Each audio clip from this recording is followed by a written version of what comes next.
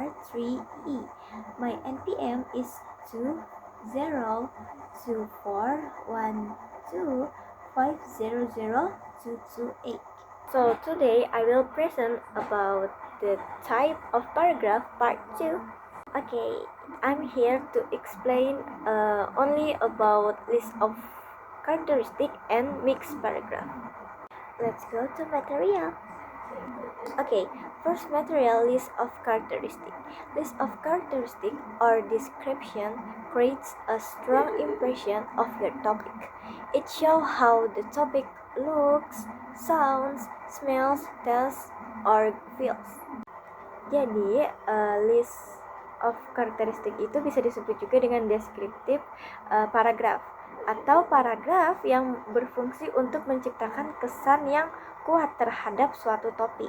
Jadi topik itu tuh bagaimana mendeskripsikan sesuatu yang kayak terlihat, terdengar, beraroma, terus sentuhan atau bahkan kayak berasanya itu seperti apa. Oke, contohnya tuh the small cafe near my house smells like fresh bread every morning and the soft music makes it feel peaceful. Jadi dari contoh ini tuh pembaca bisa merasakan suasana dari tempat itu, seperti wangi roti, terus juga musik yang tenang dan sebagainya. Nah, selanjutnya kita akan masuk ke dalam ciri-ciri utama list of characteristic. First is it creates a main impression of overall effect. Jadi ini artinya itu paragraf yang menciptakan gambaran utama dari topik yang dibahas. Jadi tuh kamu bisa fokus dari suatu kesan yang besar. Misalnya tuh kayak calm, tenang, terus beautiful, terus juga bisa misterius dan sebagainya. Nah, contohnya tuh kayak her smile is warm and comforting, like a sunshine after the raining. Jadi kesan utamanya tuh udah hangat dan menenangkan. The second is it use specific example to create the impression.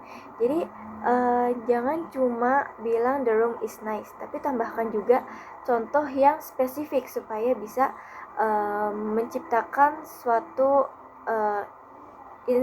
imajinasi gitu. Misalnya the room has white curtains, a soft beige carpet, and the scent of jasmine. Jadi memberikan contoh spesifik supaya si pembaca itu bisa merasakan suasananya gitu. Third is it support the example with sensory details. Nah, ini tuh bagian penting juga loh, karena kita tuh bisa memberikan contoh sebagai panca indera seperti penglihatan, terus juga pendengaran, penciuman, rasa, dan juga sentuhan gitu. Misalnya kita bisa nambahin kalimat kayak I can hear the seagulls crying gitu. Dan itu kan berarti beliau itu hearing atau mendengar. Jadi paragraf itu atau topik itu tuh bisa menjadi tulisan yang terasa hidup. Last is it bring a person, place, or object to life for the readers. Nah, maksudnya ini tuh dengan deskripsi yang tepat, pembaca itu bisa merasa kalau misalkan yang kamu tulis itu hidup atau bisa diimajinasikan di pikirannya mereka gitu. Okay, that's the list of characteristic. Next we will material about mixed paragraph. Okay, mixed paragraph. Mixed paragraph is a paragraph that combines more than one type of paragraph. Oke, jadi mixed paragraph itu paragraf yang menggabungkan lebih dari satu jenis paragraf. Dan bisa jadi itu dari bagian expository atau penjelasan fakta, terus juga bisa disusul dengan gambaran dan juga bisa naratif atau sebuah cerita. Nah, tujuannya itu untuk mengembangkan ide supaya lebih luas dan juga lebih menarik lagi. And in writing, this is very normal karena penulis itu nggak mau membatasi dirinya hanya pada satu gaya paragraf aja. Mereka tuh pengen mengekspresikan ide secara lebih bebas dan juga lebih menyeluruh lagi. Kayak contoh di materi kita itu tentang unemployment, itu artinya pengangguran.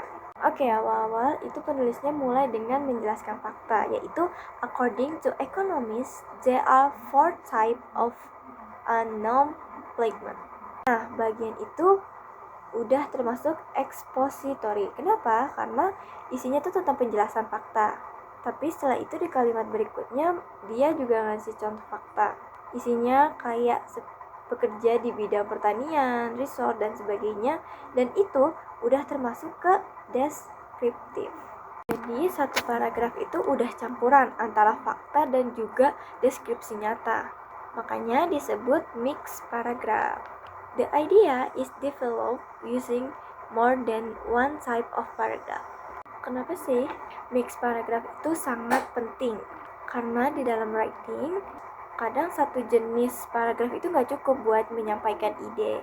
Jadi kamu tuh butuh penjelasan biar jelas atau expository. Terus juga contoh nyata biar terasa atau bisa dibilang deskriptif. Atau kadang pengalaman pribadi supaya lebih hidup atau bisa dibilang naratif. Nah, semuanya jadi bisa kamu gabung di satu mix paragraf ini gitu. Okay, from the discussion in the previous chapter, it can be concluded that understanding the different type of paragraph help writers organize ideas clearly and effectively. First, chronological order, classification, definition, list of characteristics, and mixed paragraph. Each type has its own purpose. Chronological order, arranged even by time. Classification, group ideas based on categories. Definition, explain a concept. List of characteristics, describe feature in detail, and mixed paragraph combines several types in one text. Mastering this structure enables students to develop logical, clear, and well-organized writing that is easier for reading to understand. Okay, that's all for me. Thank you so much for your time and for listening. Before I finish, I want to say sorry if there are any mistake or confused part during this presentation. Assalamualaikum warahmatullahi wabarakatuh.